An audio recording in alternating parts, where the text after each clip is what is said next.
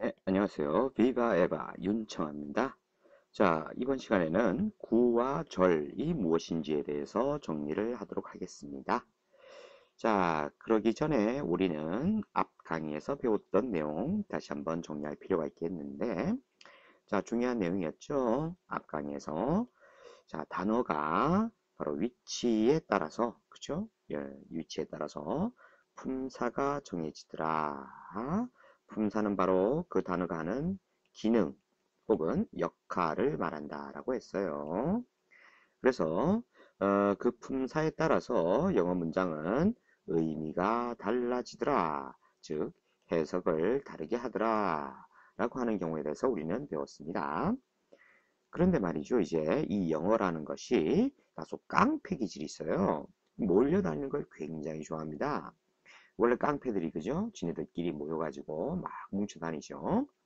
자, 그렇게 끼리끼리 모여서 일진회를 조직하는 거예요. 참 나쁜 놈들이에요. 그죠? 이 깡패 이거 좀 없어지면 안 되나? 뭐 어쨌든 그런 식으로 모여진 패거리를 바로 영어에서는 때로는 구라고도 부르고 절이라고도 부릅니다. 자, 바로 구나 절이라고 하는 것인데요. 여러 개가 모여서 있는 것입니다. 그렇게 모여져 있을 때요. 모여 있을 때 이 구라고 하는 것은 잡놈들이 그냥 모여서 떼거리를 이루고 있는 거예요. 뭐 서로 잘났다인 거예요. 뭐 어느 쪽이 중심이 되지 못하고 다 잘났다. 뭐 이런 식으로 이제 모여 있는 것을 구라고 합니다. 그리고 이 절이라고 하는 것은 다소 조직화되어 있는데요. 이 대장하고 그리고 행동대원 역할하는 졸개가 있는 겁니다. 그래서 대장으로 주체 노릇, 대가리 노릇 한다는 얘기예요.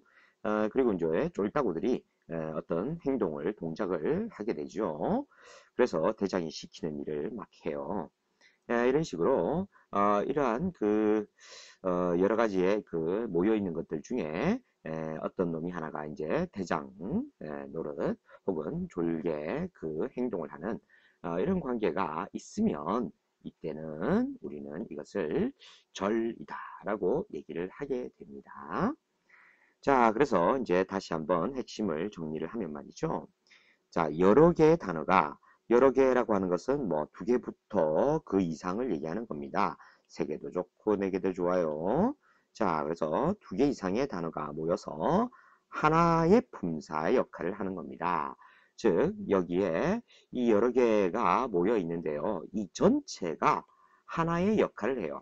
하나의 품사 역할을 합니다. 하나의 역할, 한 덩어리의 역할을 한다는 얘기예요. 바로 지난 시간에 배웠던 품사상당어구라는 말 기억나시죠? 품사상당어구.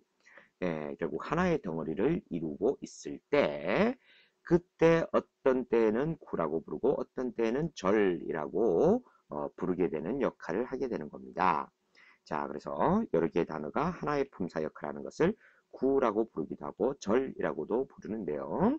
위에서 정리했던 것처럼 자, 그 관계 속에 그냥 잡놈들 모여있는 떼거리. 자, 주술 관계가 없는 경우죠. 주술 관계가 없을 때는 우리가 그것을 구라고 부르게 되는 것이고, 이 주술 관계가 있으면, 주술 관계가 있으면 절이라고 부르는 겁니다.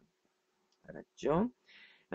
그래서 이제 여러 개가 모여서 하나의 덩어리로서 하나의 역할을 하는 품사상당구의 역할을 할 때 구 또는 절이라고 불러요.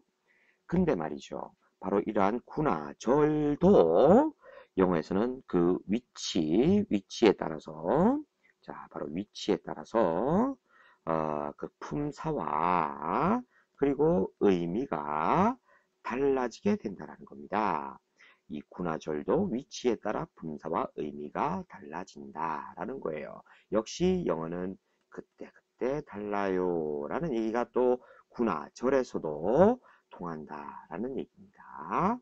그래서 결국은 여러 개의 단어가 모여서 하나의 품사 역할하는 구나절, 즉 명사구다, 형용사구다, 부사구다 라고 하는 구의 형태가 되기도 하고요. 또 명사절이다, 형용사절이다, 부사절이다 라고 하는 또 절의 역할을 하게 된다라는 얘기입니다.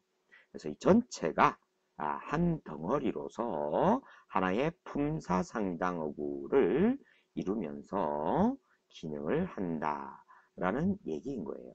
알았죠?